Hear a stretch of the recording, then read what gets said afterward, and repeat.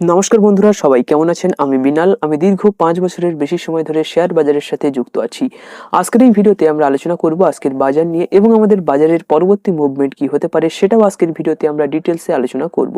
দেখুন, আগের ভিডিওতে আমি আপনাদেরকে বলেছিলাম বাজার যে লেভেলটায় চলছে এটা একটা ক্রুশিয়াল রেজিস্ট্যান্স লেভেল। এই লেভেলটা থেকে কিন্তু বাজারে একটা কারেকশন হতে পারে, কেননা নিফটি যে লেভেলটায় চলছিল সেটা কিন্তু একটা অল টাইম হাই রেজিস্ট্যান্সের কাছাকাছি কিন্তু নিফটি ট্রেড করছিল। আমি আপনাদেরকে বলেছিলাম এই লেভেলটা থেকে বাজারে কিন্তু একটা প্রাইস কারেকশন হতে পারে এবং 101% তেমনটাই কিন্তু আমরা বাজারে লক্ষ্য করতে পেরেছি। আমি আপনাদেরকে বলেছিলাম যে পুট অপশন বাই করে কিন্তু আপনারা এখানে চলতে পারেন। তো আজকের এই ভিডিওতে টেকনিক্যাল আলোচনা তো করবোই, তার সাথে সাথে কিছু ফান্ডামেন্টাল রিজনে উঠে আসছে যেগুলো আজকের ভিডিওতে আমরা ইন ডিটেলসে আলোচনা করব। তো আসুন দেরি না করে আজকের এই ভিডিওটি আমরা শুরু করি। দেখুন, আমরা ফান্ডামেন্টাল আলোচনা যেটা করবো এটা সম্পূর্ণ বাংলায় করব, কেননা একজন কমেন্ট করে জানিয়েছে যে দাদা এখানে ফান্ডামেন্টাল আলোচনা আমরা যেটা করি সেটা বাংলায় করলে ভালো হয়। তো আজ থেকে কিন্তু আমরা বাংলাতেই কিন্তু ফান্ডামেন্টাল আলোচনাটা করব। তো আসুন শুরু করি। তো এখানে প্রথম যে রিজনটা উঠে আসছে সেটা আপনি এখানে দেখতে পাচ্ছেন, দেশীয় কারণ সমূহ বা ডোমেস্টিক ফ্যাক্টর। তো আমাদের দেশের কোন কোন ফ্যাক্টরগুলোর কারণে মার্কেটে আমরা এইভাবে একটা নেগেটিভ সেন্টিমেন্ট লক্ষ্য করতে পারছি সেটা নিয়ে কিন্তু এখানে বলা হয়েছে। তো আসুন দেখে নিই।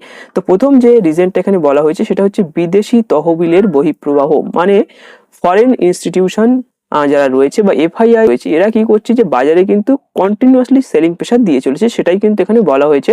তো এখানে যদি ভালোভাবে লক্ষ্য করো তাহলে বুঝতে পারবে বিদেশি প্রাতিষ্ঠানিক বিনিয়োগকারীদের ক্রমাগত বিক্রয় ইকুইটি বাজারগুলিতে নিম্নমুখী চাপ সৃষ্টি করেছে।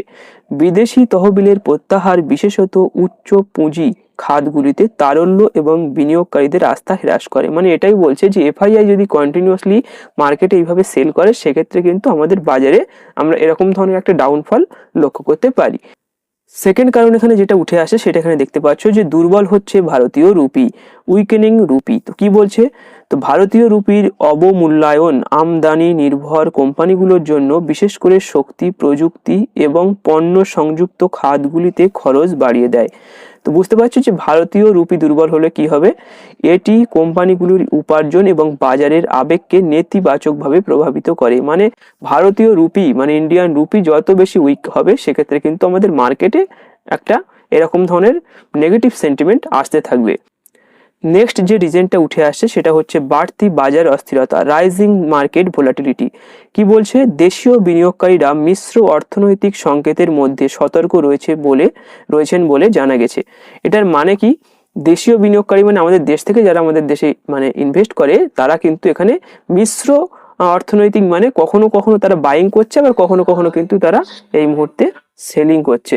সেক্ষেত্রে আমাদের বাজারে কিন্তু এইভাবে একটা অনিশ্চয়তা আমরা এখানে লক্ষ্য করতে পারছি। নেক্সট এখানে যে রিজনটা উঠে আসছে সেটা হচ্ছে বৈশ্বিক কারণসমূহ বা গ্লোবাল ফ্যাক্টর। প্রথমটা কি বলছে এখানে দেখো, মন্থর বৈশ্বিক বাজারের সংকেত।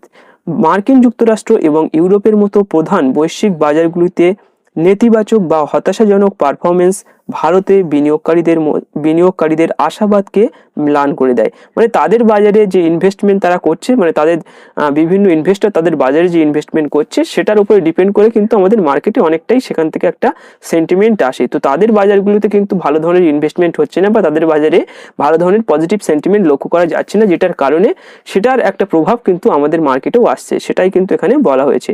তারপর কি বলছে? মুদ্রাস্ফীতির প্রবণতা, সুদের হার সমন্বয় এবং ভূ রাজনৈতিক উত্তেজনার মতো বৈশ্বিক সামষ্টিক অর্থনৈতিক সূচকগুলি এই অনিশ্চয়তার অবদান রাখে। তাহলে বুঝতে পারছো যে কোনগুলো এটার মানে বাজারের নেগেটিভ সেন্টিমেন্টের উপরে এখানে প্রভাব বিস্তার করে, সেটা কিন্তু এখানে বুঝতে পারছো। এখানে তারপর বলছে বিদেশি মুদ্রা হারের উদ্বেগ। দেখো, এই মুদ্রাস্ফীতি বা ইনফ্লেশন এটা নিয়ে আমরা অনেকবারই আলোচনা করেছি। তো এখানে দেখো কি বলছে, উন্নত অর্থনীতিতে উচ্চ সুদের হার বা মুদ্রাস্ফীতির ভয় প্রায়শই বিনিয়োগকারীদের মধ্যে ঝুঁকি নেওয়ার আগ্রহ কমিয়ে দেয়, যা ভারতের মতো উদীয়মান বাজারগুলি থেকে পুঁজি সরিয়ে নেওয়ার কারণ হয়। তাহলে বুঝতে পারছো ব্যাপারটা কি বলছে এখানে। তো উপসংহার আমাদেরকে কি বলছে আসো দেখে নি, কনক্লুশন কি আছে? বাজারের এই পতন বহু কারণজনিত, মানে আরো অন্যান্য কারণের ক্ষেত্রেও কিন্তু বাজারে এই পতন হতে পারে। তো অনেক রিজন থাকে একটা বাজারকে ওঠানো নামানোর পিছনে, ফান্ডামেন্টাল রিজন। তো এখানে কি বলছে? এটি বিদেশি তহবিলের বহিঃপ্রবাহ, মুদ্রার অবমূল্যায়ন এবং নেতিবাচক বা সতর্ক বৈশ্বিক বাজারে সংকেতগুলির সম্মিলিত প্রভাবের কারণে ঘটেছে, যা সম্মিলিতভাবে বিনিয়োগকারীদের মধ্যে ঝুঁকি বিমুখতা বাড়িয়ে তোলে। ঠিক আছে, এটাই কিন্তু এখানে বলছে। এটি সেই রিপোর্টগুলির সাথে সামঞ্জস্যপূর্ণ যেগুলো নোট করেছে যে দেশীয় অর্থনৈতিক উদ্বেগ এবং বৈশ্বিক সমস্যাগুলির মিশ্রণের মধ্যে বিনিয়োগকারীদের মনোভাব সতর্ক রয়েছে। তাহলে বুঝতে পারছো যে কি কি কারণের জন্য বাজারে এইভাবে একটা নেগেটিভ সেন্টিমেন্ট এখানে চলছে। তো এবার আমরা ডিরেক্টলি চার্ট নিয়ে আলোচনা করব। তো আমি এখানে প্রথমে ডাউ জোন্সের চার্টটা ওপেন করেছি। আসুন ডাউ জোন্স আমাদের কি বলছে দেখে নিই। দেখুন ডাউ জোন্স কিন্তু সেই একই ট্রেন লাইন ফলো করে এর উপর দিয়ে এইভাবে চলা শুরু করেছে। এখানে দেখো ট্রেন লাইনটা একবার ব্রেকডাউন করে দিয়েছিল, বাট তারপর আবার সেই ট্রেন লাইনের উপরে উঠে কিন্তু এইভাবে আবার চলছে। তো এখানে ইনভার্টেড হেড অ্যান্ড শোল্ডার একটা প্যাটার্ন তৈরি হতে পারে, যেটা আমি তোমাদেরকে বলেছিলাম। তো দেখো এখানে কিন্তু তেমনটা লক্ষ্য করা যাচ্ছে। যদি এটার ব্রেকআউট হয় সেক্ষেত্রে কিন্তু আরো উপরে যেতে পারে, এবং এটা যদি যায় সেক্ষেত্রে কিন্তু আমাদের মার্কেটে আমরা পুনরায় আবার একটা পজিটিভ সেন্টিমেন্ট এখানে লক্ষ্য করতে পারি। তো এবার আমরা নিফটি এবং ব্যাংক নিফটি নিয়ে একটু আলোচনা করে নেব। তো আমি এখানে উইকলি ক্যান্ডেলস্টিক হিসাবে নিফটি চার্টটাকে ওপেন করেছি। তো এখানে যেটা লক্ষ্য করা যাচ্ছে, নিফটি কিন্তু এর যে ক্রুশিয়াল রেজিস্ট্যান্স লেভেল বা অল টাইম হাই যে লেভেলটা রয়েছে, এই লেভেলটা থেকে কিন্তু আবার প্রাইস এখানে রিজেকশন হয়েছে, যেটা কিন্তু এখানে ক্লিয়ারলি দেখে বোঝা যাচ্ছে। আগের সপ্তাহতে আমি আপনাদেরকে বলেছিলাম এই লেভেলটা থেকে কিন্তু প্রাইস রিজেকশন হতে পারে, এবং এখানে কিন্তু একটা গ্যাপও তৈরি করেছে। এই গ্যাপটা ফিল করতে মার্কেট পুনরায় এই লেভেলটায় আসতে পারে। আপনারা এই মুহূর্তে কোন ধরনের স্টককে বাইং করবেন না, আপনারা চাইলে এখানে পুট অপশন বাই করে মার্কেটে চলতে পারেন। সেটা কিন্তু আগের সপ্তাহতে আমি আপনাদেরকে ক্লিয়ারলি বলেছিলাম। তো আসুন দেখে নিই যে ডের ক্যান্ডেলস্টিক হিসাবে নিফটি আমাদেরকে কি বলছে। তো আমি এখানে ডের ক্যান্ডেলস্টিকটা সিলেক্ট করে নিয়েছি। তো এখানে যেটা লক্ষ্য করা যাচ্ছে, দেখো এখানে কিন্তু একটা সাপোর্টের কাছাকাছি মার্কেট চলে এসছে। যদি এখানে ভালোভাবে লক্ষ্য করা যায় সেক্ষেত্রে কিন্তু এখানে একটা ডবল বটম প্যাটার্ন কিন্তু এখানে তৈরি করেছে, এবং এখানে টেস্ট করে কিন্তু প্রাইসটা আবার এখান থেকে বাউন্স করার একটা সম্ভাবনা এখানে টেকনিক্যাল চার্ট অনুযায়ী সেটা কিন্তু এখানে লক্ষ্য করা যাচ্ছে। যদি আমরা 4 আওয়ার্সের ক্যান্ডেলস্টিক হিসাবে দেখি সেক্ষেত্রে কিন্তু আমরা আরো ভালোভাবে ক্লিয়ার বুঝতে পারবো। তো এখানে 4 আওয়ার্সের ক্যান্ডেলস্টিকটা সিলেক্ট করে নেবো।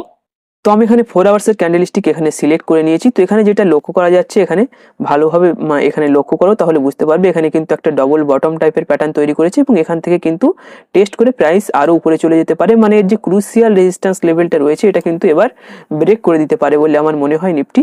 দেখো এখানে আমরা কিভাবে ট্রেড করব। তো দেখো এখানে আমরা কিন্তু কল অপশন বাই করে এখানে চলবো এর পরের সপ্তাহতে, এবং এখান থেকে একটা প্রাইস বাউন্স এখান থেকে করতে পারে বলে আমার মনে হয়। সেই জন্য কিন্তু আমরা কল অপশন বাই করে চলবো। বাট এখানে কিন্তু আমরা কোনো ধরনের স্টককে বাইং করব না এই মুহূর্তে। স্টক বাইং আমরা কখন করব, এর যে অল টাইম হাই লেভেল রয়েছে এই লেভেলটা যখন ব্রেকআউট করে দেবে তারপর কিন্তু আমরা স্টককে বাইং করতে পারি। তাহলে বুঝতে পারছি যে নিফটির ভিতরে আমরা কিভাবে ট্রেড করব। এই মুহূর্তে কোনো স্টক বাইং করব না, আমরা এখানে কল অপশন বাই করে নেক্সট উইকে চলতে পারি। তো এবার আমরা ব্যাংক নিফটি নিয়ে একটু আলোচনা করে নেব। তো আমি এখানে ব্যাংক নিফটির চার্টটা ওপেন করে নিয়েছি। তো ব্যাংক নিফটির ভিতরে আমরা কিন্তু এখানে একটা ক্লিয়ার প্রাইস রিজেকশন এখানেও লক্ষ্য করতে পারছি, এবং কাছাকাছি কিন্তু একটা সাপোর্ট লেভেল রয়েছে। এখান থেকে সাপোর্ট নিয়ে কিন্তু ব্যাংক নিফটি আরো উপরে যেতে পারে বলে আমার মনে হয়। তো আসলে এটা তেমন কিছু এর ভিতরে বোঝা যাচ্ছে না। এবার আমরা একদম ডের ক্যান্ডেলস্টিক হিসেবে দেখবো, তাহলে আমরা আরো ক্লিয়ার এটা বুঝতে পারবো। তো ডের ক্যান্ডেলস্টিক সিলেক্ট করে নেবো প্রথমে। তো এখানে আমি ডের ক্যান্ডেলস্টিক সিলেক্ট করে নিয়েছি। তো এখানে দেখো এখানে যেটা লক্ষ্য করা যাচ্ছে, ব্যাংক নিফটি কিন্তু এখানে একটা টাইট রেঞ্জের ভিতর দিয়ে চলছিল। এখান থেকে কিন্তু প্রাইসটা আবার সেই লেভেলটায় ব্যাকে আসছে। তো দেখো এখানে কিন্তু এর ভিতরে একটা গ্যাপ এখনো পর্যন্ত রয়েছে। এ কিন্তু ম্যাক্সিমাম এখানে 58,600 কাছাকাছি এখানে টাচ করতে পারে, তারপর এখান থেকে কিন্তু আবার একটা বাউন্স ব্যাক করতে পারে। তো ব্যাংক নিফটির সেন্টিমেন্ট এই মুহূর্তে একটু নেগেটিভে চলে এসেছে। দেখো এখানে কিন্তু একটা গ্যাপ রয়েছে। আমার মনে হয় এই লেভেলটাই টেস্ট করে কিন্তু ব্যাংক নিফটি আরো উপরে যেতে পারে। তো এখানে ব্যাংক নিফটির ভিতরে যদি ট্রেড করতে চান সেক্ষেত্রে কিন্তু আমরা নেগেটিভ সেন্টিমেন্ট হিসেবে ব্যাংক নিফটিকে দেখতে পারি, এবং এখান থেকে কিন্তু বাউন্স ব্যাক করতে পারে ব্যাংক নিফটি বলে আমার মনে হয়। কারণ এখানে কিন্তু একটা বুলিশ ফ্ল্যাগ প্যাটার্ন কিন্তু এখানে তৈরি করছে ব্যাংক নিফটি। তো দেখো এই মুহূর্তে আমরা কি করব, যারা এখানে ট্রেড করবেন ভাবছেন ব্যাংক নিফটির ভিতরে তাদেরকে আমি বলবো এই মুহূর্তে ওয়েট করুন। এই লেভেলটাই যদি আসে বা এখানে কিন্তু যদি কোনো আমরা রিভার্সাল ক্যান্ডেলস্টিক দেখি সেক্ষেত্রে কিন্তু আমরা এখানে আবার স্টকের ভিতরে বাইং করবো। আদারওয়াইজ এই মুহূর্তে আমরা বাইং করবো না। আমরা কিন্তু এই মুহূর্তে ব্যাংক নিফটির ভিতরে পুট অপশন বাই করে এখানে চলতে পারি। তো 4 আওয়ার্সের ক্যান্ডেলস্টিক হিসেবে যদি দেখা যায় সেক্ষেত্রে এখানে দেখে বুঝতে পারছো যে ব্যাংক নিফটি কিন্তু আস্তে আস্তে এই লেভেলটা থেকে নিচের দিকে আসা শুরু হয়েছে। এখানে একটা গ্যাপ রয়েছে। তো এই গ্যাপটা কিন্তু ফিল করতে আসতে পারে, এবং এখান থেকে কিন্তু এখানে একটা সাপোর্ট রয়েছে সেহেতু কিন্তু এই লেভেলটা থেকে ব্যাংক নিফটি আবার একটা বাউন্স ব্যাক এখানে করতে পারে। তো এখানে যদি কোনো ধরনের বুলিশ ক্যান্ডেলস্টিক দেখি সেক্ষেত্রে কিন্তু ব্যাংকিং সেক্টরের স্টকগুলোকে আমরা পুনরায় বাইং করতে পারি। আদারওয়াইজ কিন্তু এই মুহূর্তে আমরা ব্যাংকিং সেক্টরের কোনো ধরনের স্টককে বাইং করব না। ব্যাংক নিফটির ভিতরে কিন্তু আমরা পুট অপশন বাই করে নেক্সট উইকে চলতে পারি। তো আশা করি ওভারঅল সিনারিও কি রয়েছে সবকিছু আপনি ডিটেলসে বুঝতে পেরেছেন। নিফটির কি কন্ডিশন রয়েছে, ব্যাংক নিফটির কি কন্ডিশন রয়েছে, সবকিছু আজকের ভিডিওতে ডিটেলসে আলোচনা করলাম। তো আজকের ভিডিওটি এখানেই শেষ করব। ভিডিওটি ভালো লাগলে অবশ্যই ভিডিওটিকে একটি লাইক করবেন, বন্ধুদের সাথে অবশ্যই শেয়ার করবেন, এবং আপনি যদি আমাদের ইউটিউব চ্যানেলে প্রথমবার ভিজিট করেন সেক্ষেত্রে অবশ্যই আমাদের চ্যানেলটিকে সাবস্ক্রাইব করে পাশে থাকবেন। ধন্যবাদ।